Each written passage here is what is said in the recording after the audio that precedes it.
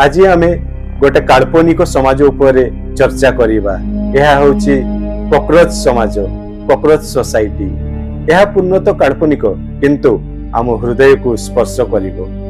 Cockroach society, cockroach समाज यह मनुष्य को अपमान करिया पई कुहा जाई नहीं। यार मेटाफोरिक अर्थ होची जेउठी समाज सर्वाइवल, सेल्फिशनेस, हिपोक्रेसी आउ इमोशनलेस रे एते बुड़ी जाई कि से समाज रे मोरालिटी थारु एडाप्टेबिलिटी अधिका इंपोर्टेंट हे जाई।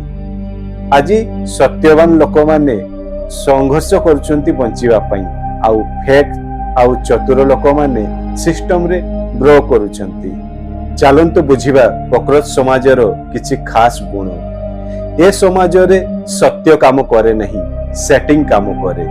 जदि आपन पाखरे सत्य अछि ताहले भूली जानतु कि आपनकर काम हबो, किंतु जदि सेटिंग अछि ताहले काम धड़ाधड़ हबो। सेमिटी एठी कैरेक्टर मैटर करे नहीं कि आपनको कैरेक्टर केते भलो आउ केते भलो मनीष आपण।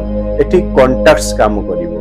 जदि आपनकर भलो कॉन्टैक्ट्स अछि, जदि ऊपर पर्यंत कॉन्टैक्ट्स अछि ताहले आपनकर काम हेई जिवो। यह होची कॉकरोच समाजर किछि लक्षण।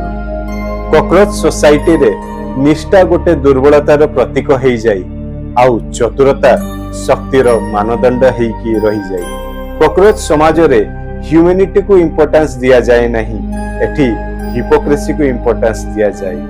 कॉकरोच समाज रे लॉयल्टी इंपोर्टेंट न थाई, एठी इंपोर्टेंट थाई यूजफुलनेस, लोकंकर केते आमे यूज करि पारि। कॉकरोच समाज रे नैतिकतार पतन घटा जाई व्यक्तिगत स्वार्थ द्वारा। सेथि पई ऑनेस्टी थारु इंपोर्टेंट हुए नेटवर्किंग, ट्रुथ थारु इंपोर्टेंट हे जाई इन्फ्लुएंस, आउ कैरेक्टर थारु बेसी इंपोर्टेंट हुए सोशल स्टेटस। एठी करप्शन नॉर्मल हे जाई। कॉकरोच सोसाइटी रे स्ट्रेंजर्स प्रति ट्रस्ट रुहे नहीं। अजणा व्यक्ति को आमे आउ ट्रस्ट करू नाहु। सेमिति फैमिली बाहरे कोऑपरेशन वीक हे जाई। केवल फैमिली सहित ही मतलब रहे, फैमिली बाहरे आउ हमर किछि मतलब न थाई। कॉकरोच समाज रे इंस्टीट्यूशन प्रति आउ हमर आस्था रहे नहीं। इंस्टीट्यूशन रो वैल्यू डिग्रेडेशन को पड़े आसे, सेमाने निजर विश्वास हरांती। कॉकरोच समाजर सोशल मीडिया रे हैप्पीनेस पूरा पूरी फेक थाई, सेमिति लग्जरी फेक थाई, एक्टिविज्म भी फेक थाई, आउ मोरालिटी भी फेक थाई।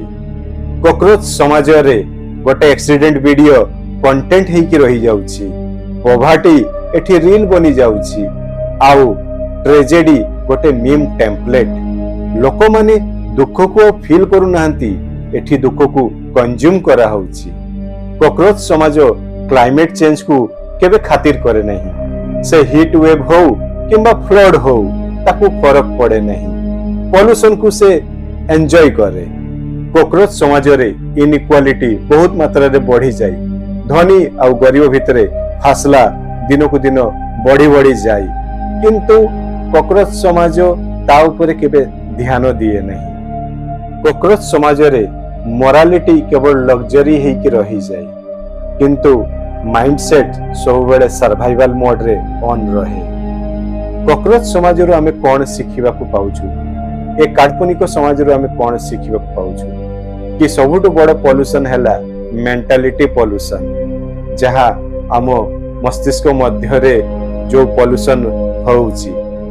जदि ये वीडियो टी भलो लागिला ताहले ये चैनल को सब्सक्राइब करंतु, आ ये वीडियो को शेयर करंतु, आ निजर मतामत भी कमेंट सेक्शन रे लिखि कि जणांतु।